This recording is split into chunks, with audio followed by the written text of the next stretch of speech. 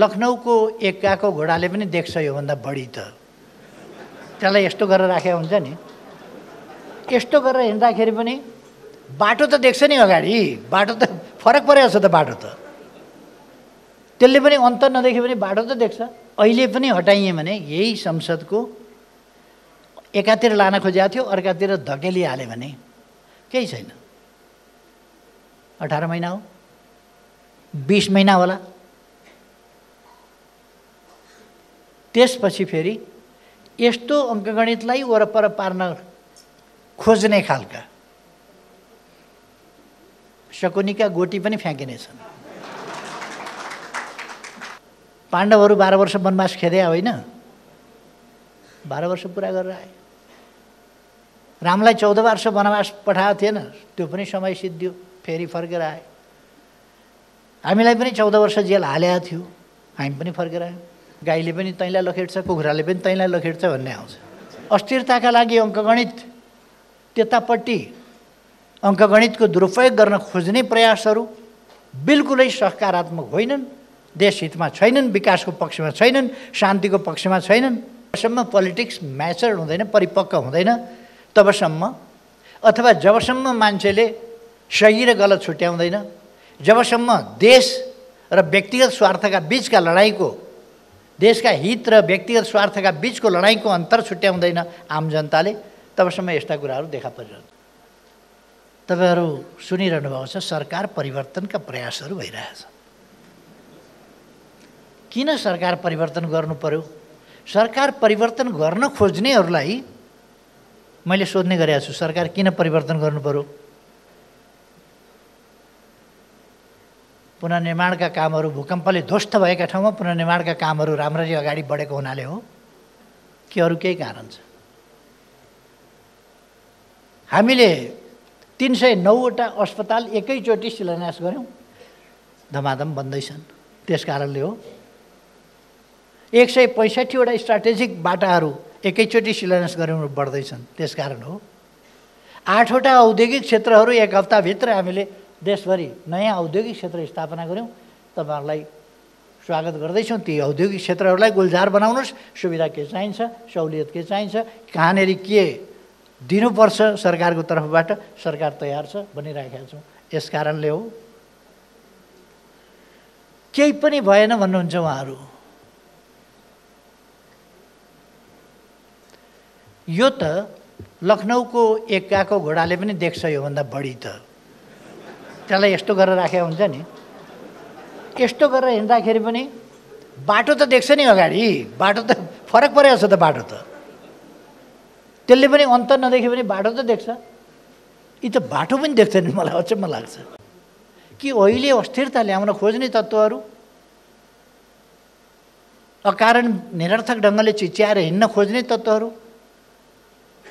संसदीय अङ्कगणितलाई गलत ढङ्गमा, गलत दिशामा, गलत प्रयोजनका लागि पुर्याउने प्रयासहरू, अस्थिरताका लागि अङ्कगणित त्यतापट्टि अङ्कगणितको दुरुपयोग गर्न खोज्ने प्रयासहरू बिल्कुलै सकारात्मक होइनन्, देशहितमा छैनन्, विकासको पक्षमा छैनन्, शान्तिको पक्षमा छैनन्।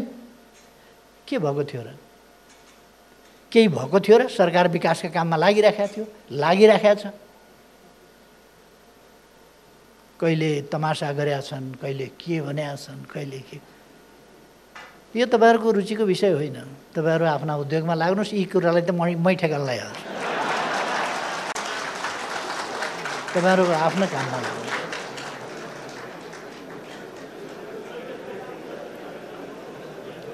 खैर, मलाई सरकार जान्छ कि भन्ने कुनै पिर पनि छैन। सरकार पहिले पनि म सरकारबाट हटाइया हुँ, फेरि जनताले सरकारमा ल्याए। अहिले पनि हटाइए भने यही संसदको एकातिर लान खोजेको थियो, अर्कातिर धकेलिहाल्यो भने केही छैन। 18 महिना हो, 20 महिना होला। त्यसपछि फेरि यस्तो अङ्कगणितलाई वरपर पार्न खोज्ने खालका शकुनीका गोटी पनि फ्याँकिनेछन्। गोटी नै फ्याँकिदिएपछि शकुनीले के लडाउँछ? केही ठाउँ हुँदैन। त्यस कारण तपाईँहरू ढुक्क हुनुहोस्,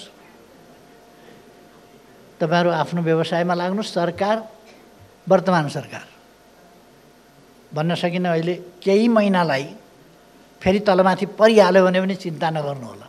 केही महिनाको कुरा हो, क्षणिक। सही उद्देश्य छ भने पाण्डवहरू 12 वर्ष वनवास खेदे होइन, 12 वर्ष पुरा गरेर आए। रामलाई 14 वर्ष वनवास पठाएको थिएन, त्यो पनि समय सिद्धियो, फेरि फर्केर आए। हामीलाई पनि 14 वर्ष जेल हालेको थियो, हामी पनि फर्केर आयौँ। राजतन्त्रले जेलमा हालेको थियो, राजतन्त्र फाल्छौँ भनेर भनेका थियौँ, फर्केर आएर पनि फालेर छोड्यौँ। हामीले भनेका कुराहरू गर्ने गरेका छौँ, पुर्याउने गरेका छौँ। जबसम्म पोलिटिक्स म्याचर हुँदैन, परिपक्व हुँदैन, तबसम्म, अथवा जबसम्म मान्छेले सही र गलत छुट्याउँदैन, जबसम्म देश र व्यक्तिगत स्वार्थका बीचका लडाइँको, देशका हित र व्यक्तिगत स्वार्थका बीचको लडाइँको अन्तर छुट्याउँदैन आम जनताले, तबसम्म यस्ता कुराहरू देखा परिरहन्छ। देश बनाउने सङ्कल्प र अठोट र एउटा शिशीमा औषधि बेच्नेका बीचको आज यहाँ हामीले नेपालको आर्थिक रूपान्तरणको सङ्कल्प जुन पुस्तिका निकालेका छौँ, त्यो र एउटा यसै उसै कसैले लेखिदिएको ग्रन्थका बीचमा भेद पाउँदैनौँ भने, अथवा एउटा कुनै वस्तुको रङ्गीन विज्ञापन, त्यसको बीचमा भेद पाउँदैनौँ भने, एउटा अर्थपूर्ण कुरा र विज्ञापनलाई एट्र्याक्टिभ बनाउनका लागि गरिएको प्रचारका बीचमा भेद पाउँदैनौँ भने अनि देश अलमलमा परिरहन्छ। बेच्नुपर्ने हुन्छ एउटा गोगो साबन, विज्ञापनमा के आउँछ? गाईले पनि तैँलाई लखेट्छ, कुखुराले पनि तैँलाई लखेट्छ भन्ने आउँछ। अब त्यो गोगो साबन र गाईले लखेट्ने कुरा, कुखुराले लखेट्ने कुराको भेट कहाँ हुन्छ? तर त्यसो भनेपछि मान्छेको ध्यान जान्छ, गोगो साबन सुन्छ अनि मान्छेले किन्छ। त्यस कारण त्यो तालमेल नभएका कुराको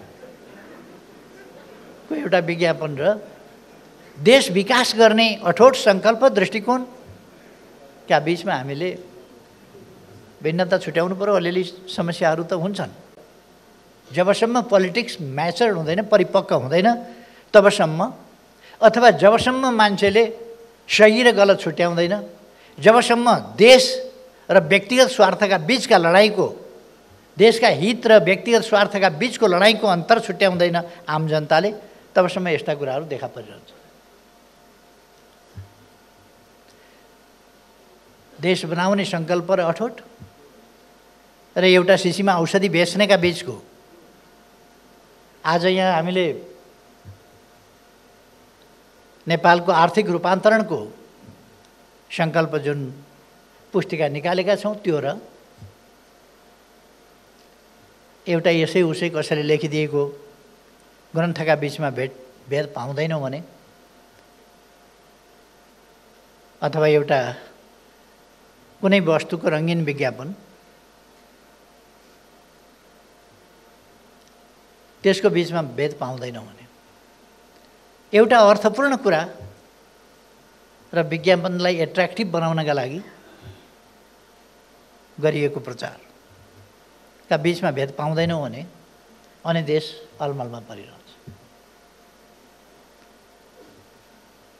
बेच्नुपर्ने हुन्छ एउटा गोगो साबन, विज्ञापनमा के आउँछ? गाईले पनि तैँलाई लखेट्छ, कुखुराले पनि तैँलाई लखेट्छ भन्ने आउँछ। अब त्यो गोगो साबन र गाईले लखेट्ने कुरा, कुखुराले लखेट्ने कुराको भेट कहाँ हुन्छ? तर त्यसो भनेपछि मान्छेको ध्यान जान्छ, गोगो साबन सुन्छ अनि मान्छेले किन्छ। त्यस कारण त्यो तालमेल नभएका कुराको एउटा विज्ञापन र देश विकास गर्ने अठोट सङ्कल्प, दृष्टिकोणका बीचमा हामीले भिन्नता छुट्याउनु पर्यो। अलिअलि समस्याहरू त हुन्छन्। केही समस्या छन् भने भन्नुहोस्। समाधान गर्देऊ होइन कि समाधान गरौँ, सँगै बसेर समाधान गरौँ। सरकार तपाईँहरूभन्दा पृथक सधैँ छैन।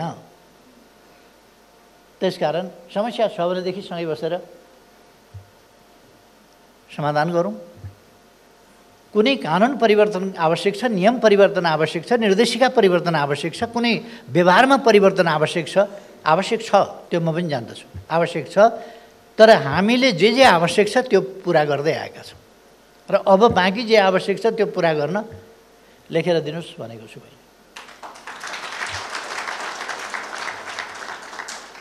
महासङ्घका अध्यक्ष गोल्छाजीले भर्खर पनि भन्नुभयो, अब हामीले त पुस्तकै निकालेका छौँ, लेखेर 2-4 अरब दिने मात्र होइन, पुस्तकै निकालेका छौँ। पोलिसी त दिनुभयो, ठिक छ, पोलिसी इम्प्लिमेन्टेसन चाहिँ अब त्यो पोलिसीमा तपाईँहरूले राखेका goals and AIIMS and targets, अब तिनीहरूलाई पुरा गर्नका लागि तपाईँहरूले गर्नुपर्ने काम त तपाईँहरूले गर्नु होला। सरकारले गर्नुपर्ने काम चाहिँ के हो भन्ने कुरा त्यहाँ क्लियर छ कि छैन मैले हेरेको छैन। सरकारले गर्नुपर्ने चाहिँ के हो भनेको पिन पोइन्ट चाहिन्छ। यतिकै सामान्य ढङ्गले समाधान गरिदियोस् भनेर पिन पोइन्ट गरेर कुन ठाउँमा कुन बिन्दुमा केका लागि, उद्योगका लागि, स्थापनाका लागि, सञ्चालनका लागि, केका लागि, कच्चा पदार्थ आयातका लागि अथवा उत्पादनको वितरणका लागि अथवा निर्यातका लागि अथवा विलम्ब भइराखेको छ, यदि ब्युरोक्रेटिक हर्डल्सहरू छन् भने तिनीहरूलाई कसरी हटाउने त्यसका लागि हामी सुझावहरू स्वागत गर्छौँ। लकडाउन गर्नै हुन्न भन्ने देश दोहोऱ्याएर तेह्राएर लकडाउनमा जाँदैछन्। अहिले हामीले पनि समयमै सचेतनता अपनाएनौँ भने, सावधानी अपनाएनौँ भने फेरि हामी लकडाउनमा पुग्दैनौँ भन्ने कुनै ग्यारेन्टी हुन सक्दैन। हामी आफै घरबाट बाहिर निक्लिन नसक्ने अवस्थामा हुन्छौँ, किनभने ज्यान खतरामा हुन्छ। सेकेन्ड वेभ, थर्ड वेभ आइराख्या भन्छन् नि, त्यो वेभ कसरी आउँछ त्यसले केही पनि बुझ्दैन। त्यो त यति सानो छ कि त्यसको बुझ्ने खालको गिरी हुँदैन, त्यसको केही पनि बुझ्दैन त्यसले। सेकेन्ड वेभ पनि बुझ्दैन, थर्ड वेभ बुझ्दैन। हामी जति छाडा हुन्छौँ त्यति चम्किन्छ, जति नियन्त्रित हुन्छौँ त्यति खुम्चिन्छ। त्यसले खुम्चिन बाध्य हुन्छ, त्यो सिद्धिन बाध्य हुन्छ। त्यसलाई हामीले फैलिन नदियो भने हाम्रो व्यवहारमा त्यो निर्भर गर्छ। त्यस कारण यो सेकेन्ड वेभ अलिकति कम हुन थालेपछि, हाम्रोमा निकै कम भयो नि, 39 जना कतिसम्म पुगेको थियो, त्यति भएपछि हामीले मास्क लगाउनु छोडिदिउँ, फेरि सर्न सुरु गऱ्यौँ। यसैलाई नै हामीले highest level of second wave मान्यौँ, यसलाई घटाइदिउँ, यहीँबाट घटाउन सकिन्छ। अब हामीमा यदि अनुशासितपन आउन समय लाग्यो भने फेरि यो बढ्दै जान्छ। जब हामी अनुशासित हुन्छौँ तब घट्छ। आज यो नेपालको आर्थिक रूपान्तरण सम्बन्धी एउटा प्रतिबद्धता, एउटा सङ्कल्प ल्याउनु भएको छ। सन् 2030लाई एउटा कट अफ डेट मानेर सन् 2023 संयुक्त राष्ट्रसङ्घले तोकेको दिगो विकास लक्ष्य पुरा गर्ने अन्तिम वर्ष पनि हो। हामीले बिना excuse before 2030 sustainable development goals before 2030 पुरा गर्नुपर्छ। नत्र भने हामीले अरू जै नै स्मुथ अगाडि गयौँ भने, हामी बिस्तारो हिँड्यौँ भने हामी निकै पछाडि छौँ र त्यो लाइनमा अगाडि पुग्न सक्दैनौँ। कोही अगाडि बढिसकेको छ भने त्यहाँ पुग्नका लागि अलिक छिटो हिँड्नुपर्छ। त्यस कारण तपाईँहरूको यो सोच डबल डिजिटमा हामीले छिटै नै हाम्रो आर्थिक वृद्धि दरलाई पुर्याउनुपर्छ भन्ने सोच अत्यन्तै प्रशंसनीय छ। सरकारले यसमा ध्यान दिइरहेको छ, यसमा जोड दिइरहेको छ यसका निम्ति प्रयास गरिरहेको छ र सम्पूर्ण क्षेत्रबाट जुटाउनका लागि यस प्रयासमा सङ्कल्पित मान्छेहरू लागौँ भन्नका लागि सरकारको प्रयास छ। सरकार भिजनहीन ढङ्गले अगाडि बढिरहेको छैन। मैले धेरै ठाउँमा भन्ने गरेको छु, ढुङ्गो फ्याँकिदियो, जहाँ खस्छ त्यही मैले ताकेको ठाउँ हो भन्ने यो चलाखी सरकार गर्दैन। सरकारले निर्दिष्ट गन्तव्य तोकेको छ, निर्दिष्ट त्यसलाई कार्यान्वयन गर्ने लक्ष्यहरू तोकेको छ। विभिन्न सेक्टरसँग सरकारका स्पष्ट नीतिहरू छन्। हो त्यसअनुसार सरकार, पहिलो कुरा हामीसँग समृद्ध नेपाल सुखी नेपालीको गन्तव्य छ, राष्ट्रिय आकाङ्क्षा छ, हाम्रो प्रमुख उद्देश्य छ। त्यसलाई प्राप्त गर्न हामीसँग विभिन्न क्षेत्रका स्पष्ट र स्पेसिफिक नीतिहरू छन्। हामीले तिनलाई कार्यान्वयन गर्नका लागि कार्यक्रमहरू तय गरेका छौँ र हरेक वर्ष पनि हामी रिभाइज्ड पोलिसी प्रोग्राम, नीति कार्यक्रम समयानुकूल ढङ्गले, गतिशील ढङ्गले परिमार्जित गर्दै अगाडि बढिराखेका छौँ।